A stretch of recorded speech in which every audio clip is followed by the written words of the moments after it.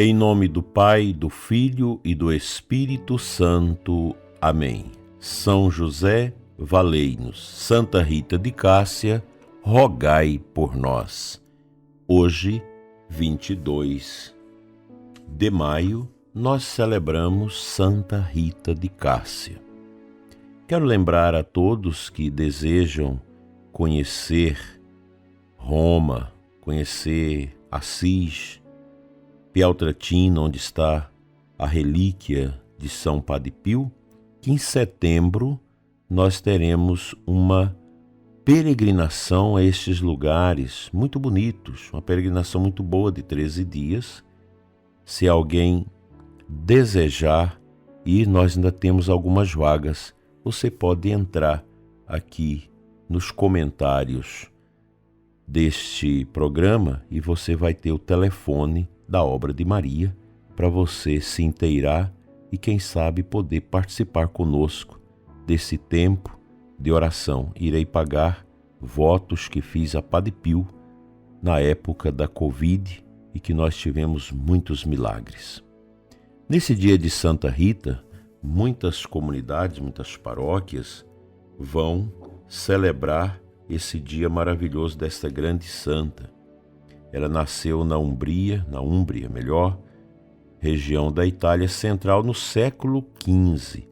Casada com um homem violento, suportou pacientemente o seu caráter e conseguiu reconciliá-lo com Deus.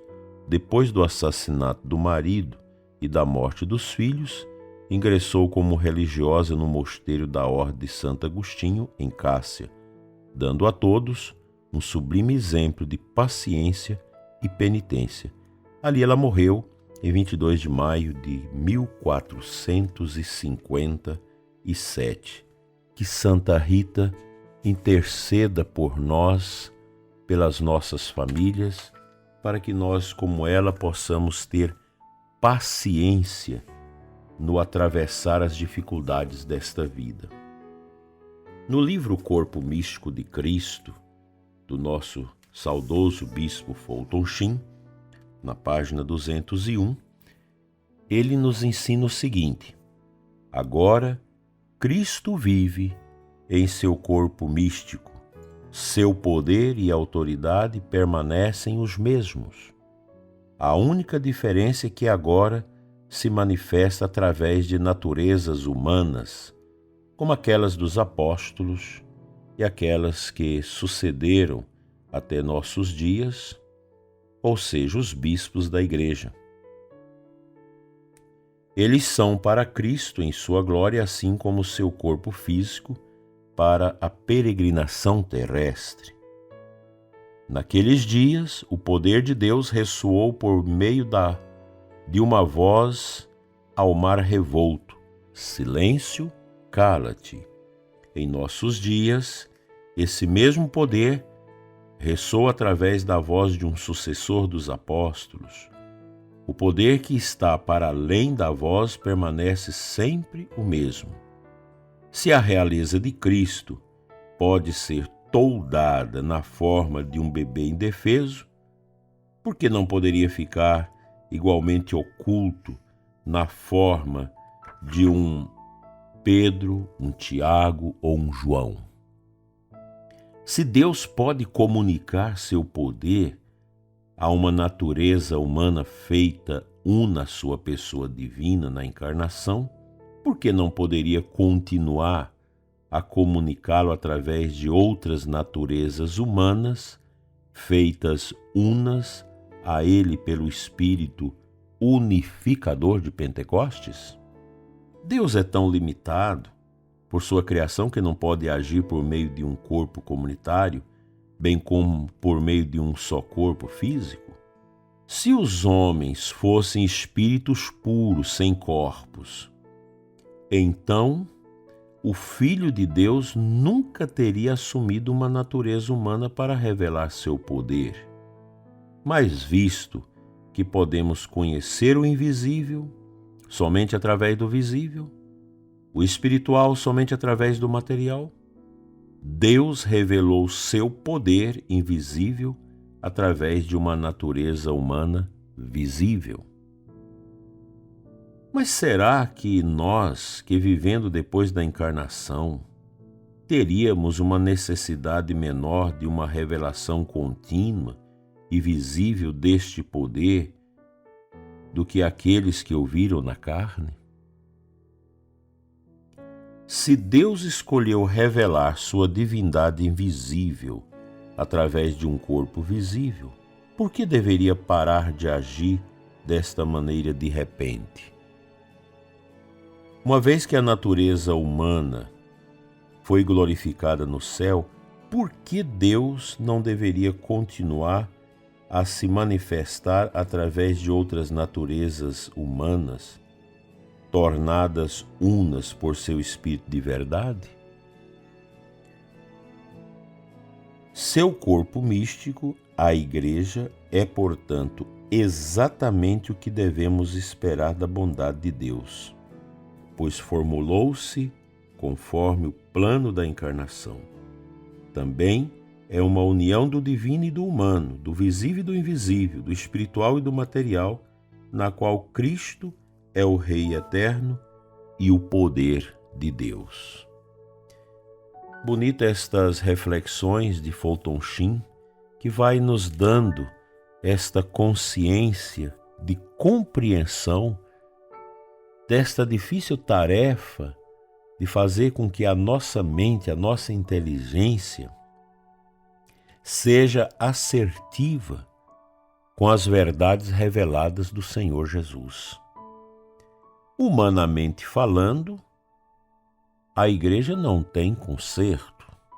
Se eu olho para a dimensão humana da Igreja, que somos nós que a compomos, parece não ter mais solução.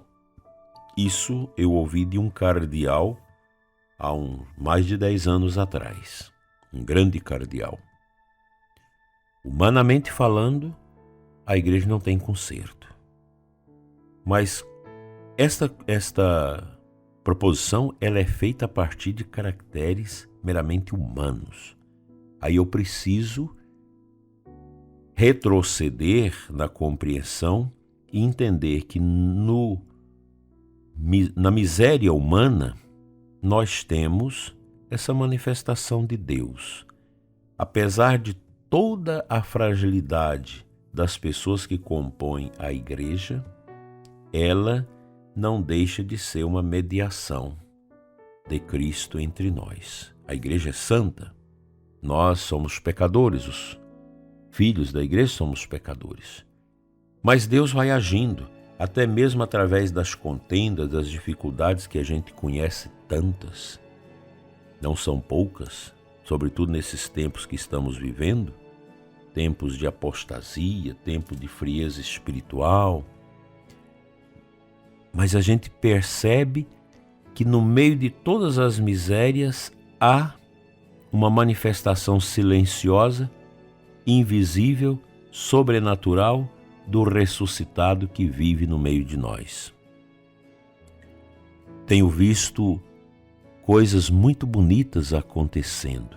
Sacerdotes que têm promovido a vida espiritual na igreja, que têm tentado reconstruir uma igreja em frangalhos, em fraquezas, uma igreja às vezes que vai deteriorando suas comunidades por causa de uma teologia que não tem Deus e por causa dos maus exemplos.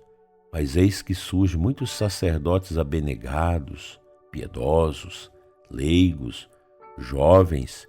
Eu fico impressionado de contemplar nas nossas missas jovens e até crianças que demonstram um amor, uma fé tão grande por Jesus Eucarístico, na maneira de se comungar, na maneira de participar da igreja. Isso é bonito. Nós não podemos pensar, a igreja está perdida. Nós temos muita gente na igreja que está perdida, mas o mistério da igreja é o mesmo. Desde quando Nosso Senhor a estabeleceu sobre Pedro, a igreja é a mesma. É o mistério do ressuscitado que vive no meio de nós. A gente nunca vai cansar de dizer isso. Precisamos ter um olhar para além da estampa humana que nos apresenta como fenômeno o mistério da Igreja escondido, sobrenatural, metafísico. Nós, batizados, estampamos com nossas vidas, com nossos monumentos, com nossos templos, com a nossa cultura cristã, essa dimensão da Igreja. Mas ela é uma dimensão pequena, essa que a gente vê com os olhos. A dimensão maior da Igreja é aquela que a gente compreende e entende a partir da fé, a partir da espiritualidade. Amemos a nossa Igreja, porque quem ama a Igreja está amando a Cristo. E sejamos cada vez mais homens e mulheres que buscam a santidade, como São José, como Santa Rita de Cássia.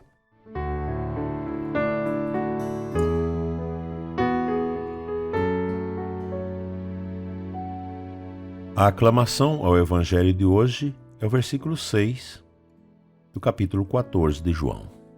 É Jesus que diz: "Sou o caminho, a verdade e a vida. Ninguém vem ao Pai senão por mim." Jesus diz para nós, diz para mim, diz para você. Santa Rita e São José viveram isso. Jesus é o caminho. Não há outro caminho fora dele. Não adianta a gente querer buscar Deus por outros caminhos, senão o Cristo. Ele é a vitória que nós precisamos ter no coração com grande diligência, com grande alegria. Busquemos, prezado e amado ouvinte, esta compreensão. No meio de tantos caminhos que o mundo oferece, caminhos de revolta, de depressão, de sofrimento, de doença, de prazeres, de vaidade, de prepotência, de orgulho, de jactância, de soberba. No meio de tantos caminhos, existe um, somente um, nosso Senhor, pois este é o caminho, a verdade e a vida que nos conduz ao Pai. Nós precisamos estudar mais sobre o pecado original, sobre a desobediência da humanidade, para a gente compreender melhor os sofrimentos que todos nós passamos, os sofrimentos que o mundo passa. Só a partir do drama da cruz nós vamos compreender os nossos dramas.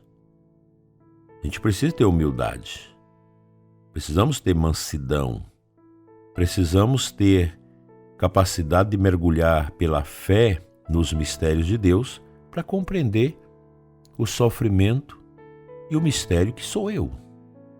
Porque você é um mistério para você mesmo. Nós não entendemos a nós mesmos. Nós temos muitos porquês, muitas perguntas na nossa vida sem resposta. E eu garanto para você, é impossível encontrar uma resposta de sentido para a vida e para os sofrimentos que nós vivemos neste mundo fora do Calvário de Cristo, fora da cruz de Cristo, fora do coração de Jesus. Amemos a Jesus e a nada mais, diz Santa Teresa d'Ávila.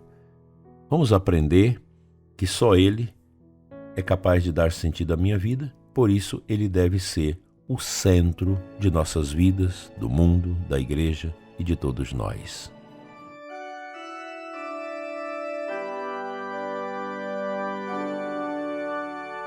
Senhor nosso Deus e Pai, Pai das misericórdias eternas, cuida, Senhor, de nós, da nossa vida, do nosso dia.